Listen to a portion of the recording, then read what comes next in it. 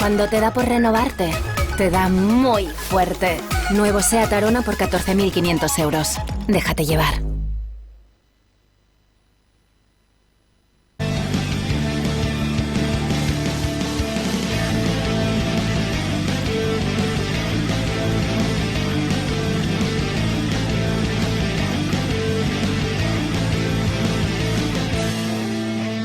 Buenas noches, bienvenidos a Sport Alacantí. Parte del encanto del fútbol, dicen, está en ese cortoplacismo y en esa búsqueda constante de la polémica, en ese saber, con solo 3 partidos, qué va a pasar con un equipo y a cuánta gente hay que echar. Puede que sea parte del encanto del fútbol, pero el resto del deporte se había mantenido, por suerte para los amantes del deporte, al margen de ese cortoplacismo o de esa histeria colectiva que suele rodear al fútbol. 3 partidos, 4 partidos no solían ser suficientes para saber dónde iba a acabar un equipo o para querer incendiarlo todo y empezar de nuevo. Por el bien del baloncesto, ojalá no se futbolice como empieza a parecer, porque entonces se acabará gran parte del encanto que tiene el baloncesto. Vamos al lío. Nueva derrota de HLA Alicante, esta vez frente al poderoso Movistar Estudiantes y tras una prórroga que deja a los lucentinos con 0 victorias y 4 derrotas. Analizamos la racha de derrotas y la gestión de los últimos segundos de partido con Mar Galindo y Ramón Juan.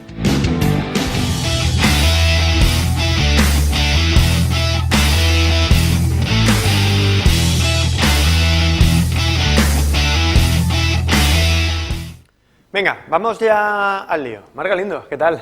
Hola, Hitor, ¿cómo estás? Oye, a ti lo de que se futbolice el baloncesto, ¿tú ya estás nerviosa con eso de las 4 derrotas o No. eres de las mías? Mira, si hubiera jugado otro partido el HL Alicante el otro día contra Estudiantes, que nos hubiera dejado tan malas sensaciones como el anterior, igual me mosqueaba y empezaba ya pues esos rumores, ¿no?, de qué movimientos hay que hacer y a quién hay que cargarse en términos coloquiales. Pero el equipo nos dejó buenas sensaciones. Yo en muchas partes del partido vi que estábamos ahí y que podíamos ganar, y a pesar de la derrota creo que se hicieron muchísimas cosas bien que luego comentaremos. Ramón Juan, bienvenido. Oye, tú lo del cortoplacismo y la histeria del fútbol no lo compartes, ahora me vas a decir que sí me sorprendes.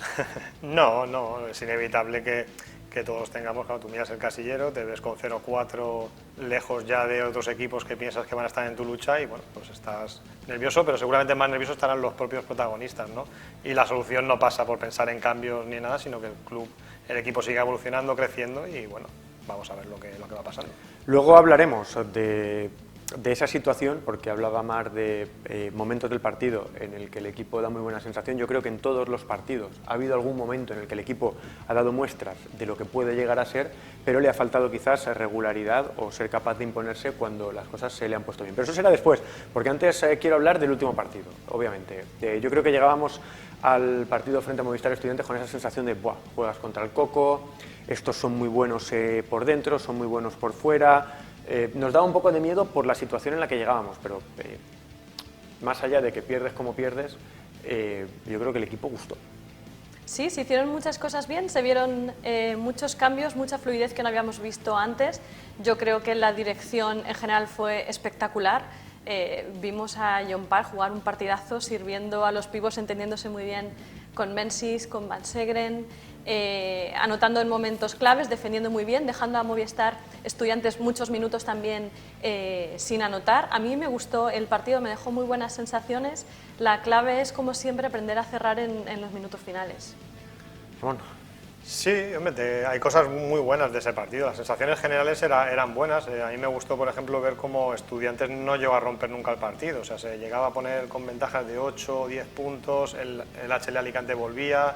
Luego un momento en que Beirán parecía que empezaba a demostrar su calidad y volvió a abrir otra venta, y llegamos a un final en el que tuvimos una canasta para ganar, y eso yo creo que es importante. Vimos también cómo Van Segeren volvimos a hacer daño cerca del aro, nos faltó el equilibrio, ¿no? Al final no parece que acabemos de juntar en un mismo partido todas las virtudes que tiene el equipo, ¿no? Y eso ante un equipo como Estudiantes, pues bueno, ya vimos a Fallano que no nos perdonó.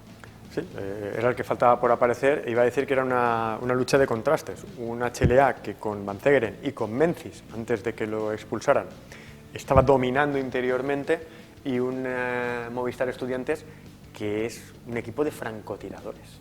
Totalmente, y como dice Ramón, especialmente luego en la prórroga, ¿no? Fagiano hizo esos porcentajes 6 de 7 en triples, un 86% de efectividad. Es que contra eso, por muy buen partido que hagas, en esos casos te dejan con pocos recursos. La última jugada. Se ha hablado mucho de ella, pero a mí, primero hay un mito que hay que desmontar, y es que Simmons no se ha jugado el último tiro en todos los partidos. En Lleida fue Justin Pitts el que se resbala, es verdad que antes a lo mejor sí que se ha jugado alguno que no ha entrado, contra Melilla es Pilepic el que tiene el último, y vuelve a ser él en un balón que le da John Part sin paso por los banquillos, sin tiempo muerto. Es difícil gestionar una jugada así cuando no tienes un tiempo muerto. Si tienes un jugador como Simmons, no está Pitts, todavía no se encuentra, lo normal siempre es que se la juegue tu jugón, y tu jugón, tu generador de puntos, en teoría, es Gerald Simmons. Sí, al final eso está hablado, y John Parr, que es el más listo de la clase, sabe perfectamente a quién tenía que darle el balón. Que luego se hizo mejor o peor la jugada, que se podía haber buscado más una situación de buscar falta, ya que tenías, digamos, no te jugabas el partido, podías haber apurado para un tiro libre que te podía haber servido, pero bueno, desde fuera supongo que todos lo vemos más fácil. Es verdad que en los últimos años estamos acostumbrados a que Justin Pitts era un jugador que en muchas ocasiones te resolvía positivamente estas situaciones, pero bueno, este año de momento las cosas no están yendo de cara, ¿no? Tampoco hay que echar la culpa a Simmons, ¿no? Como tú dices. Y acuérdate que teníamos un montón de partidos la temporada pasada que en cada uno de los cuartos el último balón siempre iba a Pitts y siempre era canasta. Estábamos ya ahí un poco mal acostumbrados. Pero también tuvo sus partidos en los que no acertó, lo que pasa es que, claro, es Justin Pitts, pero ahora no le puedes dar el balón a Justin Pitts porque no tiene quizás la confianza como para, y sus números así lo refrendan, creo que están 2 de 10 en triples. Sí, el otro día solamente hizo 2 puntos, por ejemplo. Se le echó de menos ese talento que sabemos que tiene. De todas formas, tiene que ser complicado también para Gerald Simmons. Quiero decir, es un jugador al que se le presupone liderazgo, jugador capaz de jugar en 1 contra 1 y anotar. Viene de una lesión, en el primer partido tiene 2 para haber cerrado el choque y no las anota. Tiene alguna el día de Lleida, antes del último tiro de Pitts y de no tiro de Pitts, y tampoco está acertado, y vuelve a fallar frente a Estudiantes. Yo entiendo que a él se le da esa situación de querer demostrar que él es el hombre adecuado para el clutch time, pero también esa sensación de que ya ha fallado varias veces. No tiene que ser fácil convivir con eso también. Necesita esa canasta. Es que probablemente Simmons necesita esa canasta. Sí, absolutamente. También por su estilo de juego, ¿no? Que a veces como nos da la sensación de que es muy individualista y tampoco sabemos hasta qué punto hay una cuestión de táctica o es una cuestión de estilo personal, pero lo que tú dices, el ser capaz de convertir esos tiros que son los definitivos, son los que te cargan de confianza. También saber que ese es el rol que ha asignado para ti el entrenador. Era una cuestión que el otro día, por ejemplo, John Parr en la previa comentaba, ¿no? Cómo con este rodaje el tema de los roles te estaban empezando a quedar de una manera pues más clara, y yo creo que de Simmons él también se carga de esa responsabilidad y no se le ve todavía con la confianza suficiente en pista como para demostrar todo lo que sabemos que le puede dar al equipo y que a la vista esta nos hace mucha falta. Y luego está el tema del entrenador. Obviamente, en este caso no hay pizarra. Aquí a Gonzalo García de Vitoria tampoco se le puede decir nada en la última jugada, porque al final vienes de un rebote, se la das al bueno y esperas que la meta. Sí, es que al final lo que tú dices era una jugada en juego, el balón llegaba de John Parr a Simmons y bueno, él hizo su trabajo, ¿no? Al final es que la distancia entre estar 3 victorias arriba o seguir con este 0 a veces son centímetros, ¿no? Porque las jugadas, pues bueno, estaban más o menos bien hiladas, pero bueno, al final no estamos teniendo suerte y al final eso nos está sumando piedras en la mochila y la ansiedad va subiendo, ¿no? Está claro que en Madrid teníamos la ventaja, entre comillas, de que te enfrentabas al líder de la liga, al equipo que todo el mundo quiere batir, y tenías ese plus que era romper tu racha negativa, además de ser el primero que consigue ganar al equipo al que nadie puede, con lo cual habría sido un impulso total. Ahora te vas a Mallorca con la situación contraria, o sea, juegas contra un equipo que está igual que tú, de 0 victorias, y tienes la presión absoluta y no hay margen de error ahí. Además es curioso que en el caso de Palma fue exactamente el mismo guión que el de HLA, ¿no? Jugaron contra Coruña, llegaron a la prórroga, o sea, aguantaron el tipo al final terminaron perdiendo de 6 puntos, igual que nosotros. Y bueno, aunque no parezca, para mí es un consuelo saber que no somos los únicos que hemos tenido este arranque. Quiero decir que dentro de lo más que son las circunstancias, es un consuelo saber que estamos igual que Palma, igual que Juaristi, igual que Huesca e igual que Prat. También te da una idea de la dificultad de esta liga. Y da pena también en el caso del Lucentum, porque todos los partidos se han perdido por un margen pequeñísimo, mientras que en general el resto de resultados, muchas veces las victorias han sido muy grandes, de 15, de 20 puntos. No ha sido el caso, ergo, no estamos haciendo las cosas tan mal, no nos han dado ningún palizón, no nos han sacado los colores como se ha visto en otros partidos. Sin embargo, lo único que nos falta es, pues eso, terminar de cerrar el partido cuando lo tenemos a mano. Es complicado. Gonzalo García de Vitoria tiene una idea de baloncesto. Para mí los ataques en baloncesto, incluso las defensas, tienen mucho que ver con una coreografía, es decir, son movimientos muy sincronizados. Tienes que enseñar mucho de lo que quieres a muchos jugadores que llegan nuevos, que no han jugado nunca para ti. Tampoco es fácil el juntar todo eso, pero si se va viendo cierta evolución, imagino que se va por el camino correcto. Sí, al final eso no nos puede servir de excusa, porque el 90% de equipos de la Liga también han tenido que armar proyectos nuevos y bueno, algunos están ya con sus 4 victorias, ¿no? Como el mismo Palencia, que se ha hecho totalmente nuevo con Rivero. Al final es un cúmulo de circunstancias las que se dan, ¿no? Yo creo que el equipo sí que está mejorando, se está viendo más conexión entre los jugadores, pero bueno, falta eso, el conjuntar en un día que se alinee un poco todo, ¿no? Que tengas un acierto exterior, un equilibrio, que el jugador como Justin Pitts acabe de encontrarse cómodo, que se pierda la irregularidad de Pilepit, de Simmons, que aparecen, pero luego hay partidos en los que tienen menos protagonismo. Al final acabas necesitando más piezas. Es inevitable. Necesitas tiempo. No sé si tú ves esa progresión y dices, bueno, yo sigo confiando porque creo que este equipo tarde o temprano va a ganar, y más temprano que tarde, y va a coger ese ritmo de crucero que se espera.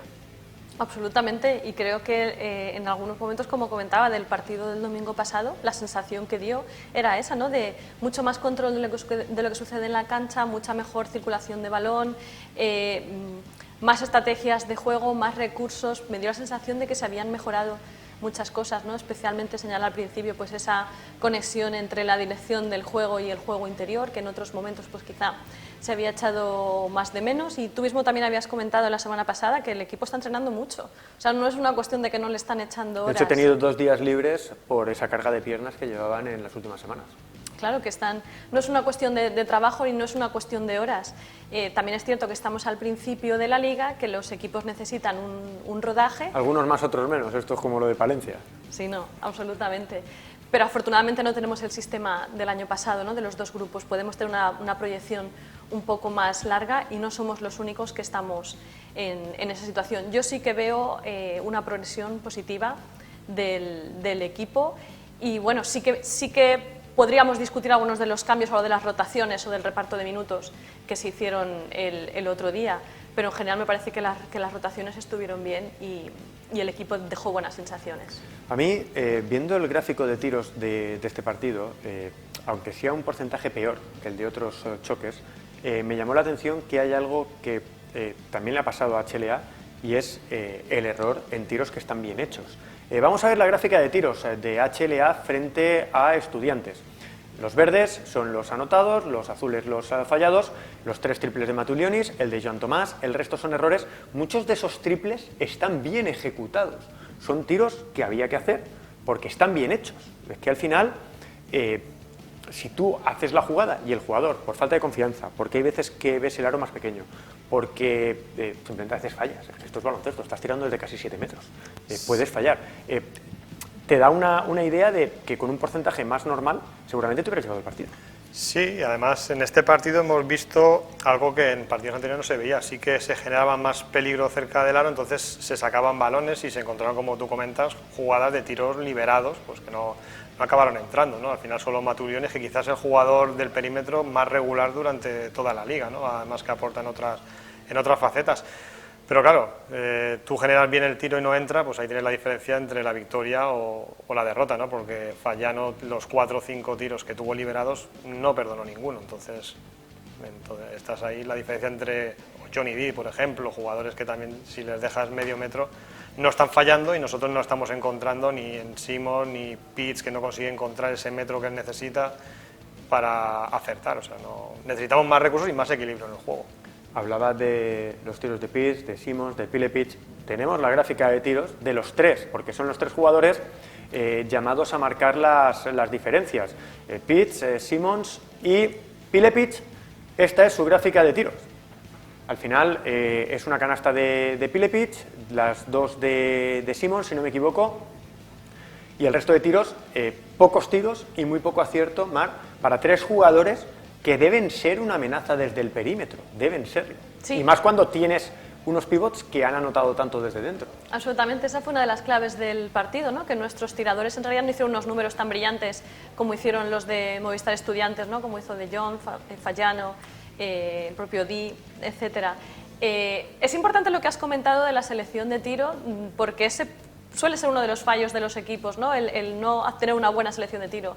En este caso no es una cuestión de selección de tiro, sino más de acierto, que eso es algo que sí que se puede trabajar. Es más fácil que el jugador, a base de entrenar, aprenda a meterla, a encestar en el momento o en la posición en la que esté, que saber reconocer el momento en el que tienes que tirar o tienes que pasar la bola, que nosotros hemos visto muchas veces, muchas situaciones en las que eso no se hacía bien. Y que es un automatismo, que al final el que tira lleva tirando toda su vida y hay veces que simplemente no entran y veces que sí, pero saber leer cuándo sí y cuándo no, eso ya es harina de otro costal, que diría aquel. Sí, lo que comentaba más, ¿no? Esta vez sí que se generaban buenas situaciones de tiro, pero no hay acierto.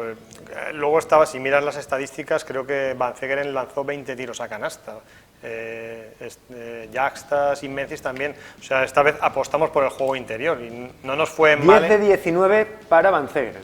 Es una barbaridad de lanzamientos para un solo jugador, ¿no? Y pero mucho por encima del aro. Sí, pero es verdad que este día sí que encontramos, cuando en partidos anteriores era increíble cómo no había ninguna jugada de pick and roll, ¿no? A veces supongo que depende de la forma en que te defiende el rival, de que encuentras la tecla, pero claro, necesitas un punto de equilibrio. O sea, si no sirve de nada que haga 10 de 19 él o 5 de 6 Memphis, si luego desde fuera no lo acompañamos, ¿no? Y al final es un poco también lo que nos pasó el otro día, ¿no? Lo que dices tú, nos faltaron esos 2-3 aciertos exteriores para haber sacado el partido.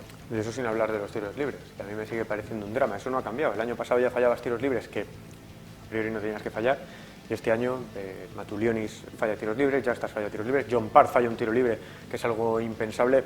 Yo creo que es que se juntan demasiados detalles que todos salen cruz. Sí, da la sensación de que muchísimos se pueden explicar por la cuestión mental, ¿no? Por esa presión psicológica. A veces en deporte también se habla de la ansiedad, ¿no? Esa ansiedad por marcar, por anotar, por salir de la zona en la que estamos con esas 4 derrotas consecutivas.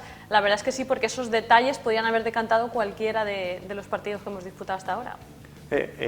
¿Os tranquiliza tener que jugar contra otro equipo que está como tú y que, ahora veremos las estadísticas, tiene también un drama montado en ataque? Pues no me tranquiliza mucho, porque un Mallorca que tiene de media de jugadores 21 años, pues bueno, son jugadores que tienen otro perfil, ¿no? Y ellos saben cuál es su objetivo, no es el mismo que el nuestro. Tampoco a ellos les va a gustar, lógicamente, estar 0-4 y demás, pero sí que son jugadores que yo creo que es más fácil que reseten y vuelvan a salir de nuevo. Físicamente, pues la juventud, pues, es un equipo que va a volver a empezar de nuevo, ¿no? Y les convierte en peligrosos, ¿no? Además, el año pasado Mallorca también empezó muy mal la temporada y acabó entrando en playoff, con lo cual ellos saben también lo que es evolucionar, y como decía Mar, esta misma jornada han puesto contra las cuerdas a todo un Coruña.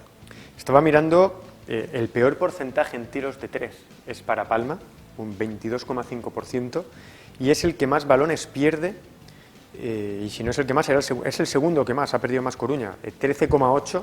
La peor valoración, 58,5%, y tenemos por ahí, hablábamos del caos que tenía HLA con el tiro exterior. Esto es lo que hizo en el último partido Palma. Está claro que juega más posesiones, es un equipo que juega muy rápido, pero también tiene un problema en el lanzamiento exterior. Bueno, el domingo veremos si vemos también un lanzamiento de mandarinas al aire, pero bueno, a veces estas cosas cambian de un partido para otro, porque se puede pasar perfectamente de HLA Alicante, tiene equipo y jugadores para pasar de ese 4 de 18 a rozar un 50%, ¿no? Y Palma me imagino que también, ¿no? No creo que Palma se relaje por nuestros malos porcentajes y piensen en flotarle a Simons o a Pitch o a Pilepitch, y nosotros lo mismo con sus jugadores exteriores, ¿no? Vamos a ver frente a frente, a veces cada partido es diferente, ¿no? Porque es lo que hemos visto. En Alicante hay partidos en los que es incapaz de encontrar un pick and roll, y el otro día John Parr encontraba a Van Zegeren por todos los lados.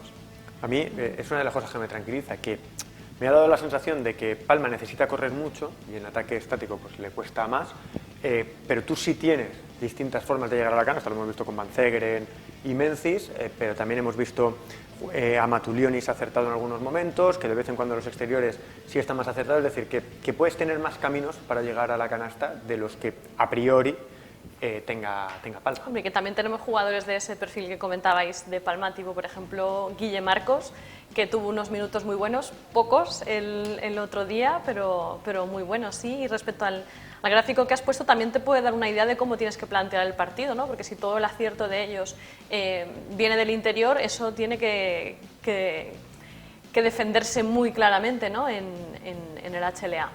Sí, estaba mirando las estadísticas de Fielerup, que es su jugador más destacado, tiene 68 de valoración, 6 de 22 en triples, a pesar de que bueno, pues está prácticamente en 16-17 puntos por partido, pero el resto 3 de 13, 3 de 19 en triples, es decir, han empezado siendo un drama. No sé si es que son los peligrosos y los tienen muy bien defendidos, o simplemente que es que pues, no ven aro.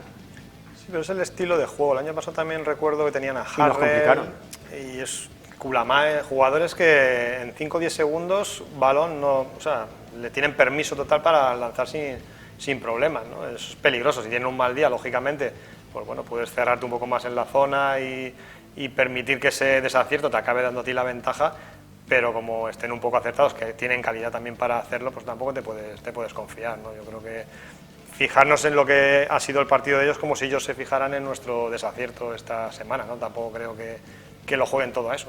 De todas formas, el desacierto esta semana, pero es verdad que es una constante, y lo hemos visto en más partidos, los errores en el tiro exterior, que HLA, con mejores porcentajes incluso, pero también le ha pasado.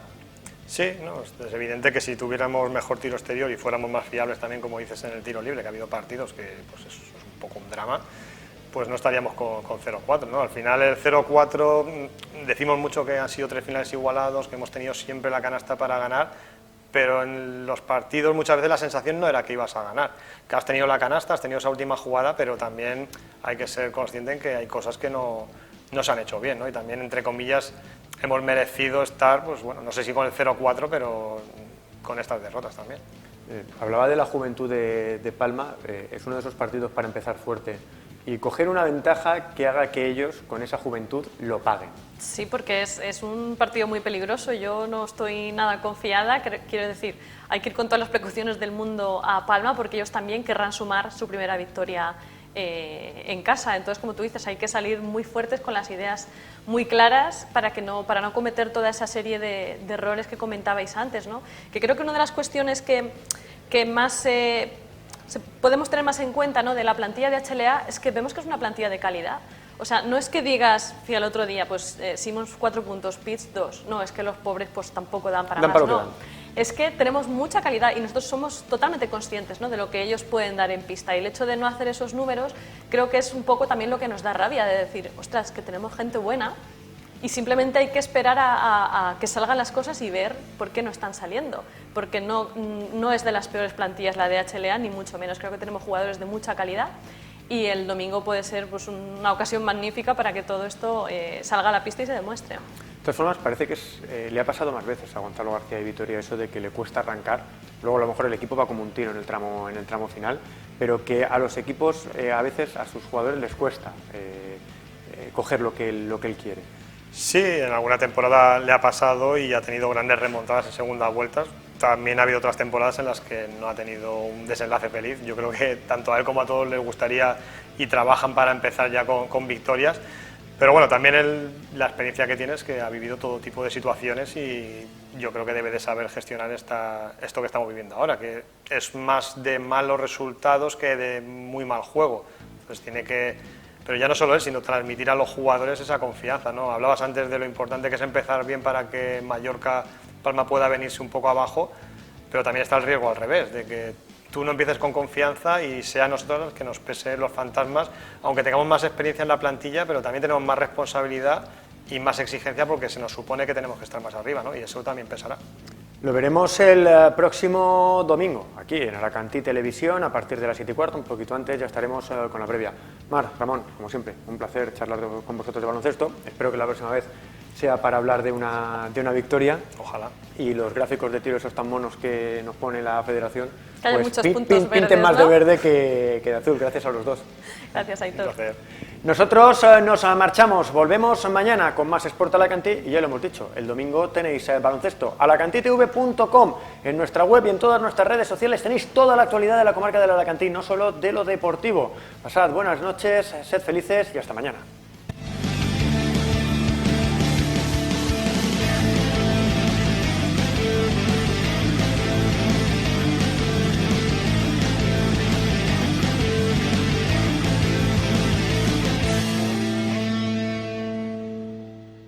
Cuando te da por renovarte, te da muy fuerte. Nuevo SEAT Arona por 14.500 euros.